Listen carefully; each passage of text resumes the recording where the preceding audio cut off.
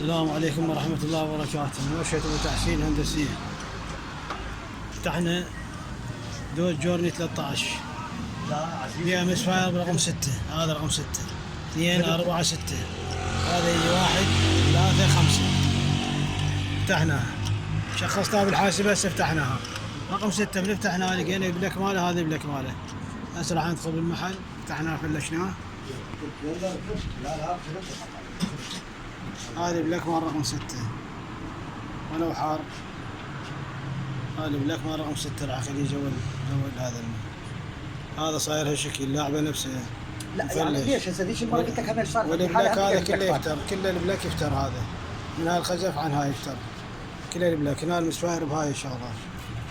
نوعيه البلاك رديئه. ليش نقول نوصي نقول شدوا بلاكات بها خير للسيارات، خاصه مثل هاي السياره هيفي ديوتي بها عمل ثقيل. يعني شغلها ثقيل، مو سايبه ولا سيارة. هاي سيارة صغار 4 سلندر. اي هذا المسفاير ماله. هسه راح ننظف الانجكترات مالته. ما جاوا لهم مشيكين، بس السبب الرئيسي هذا البلاك ماله. والسلام عليكم ورحمة الله وبركاته.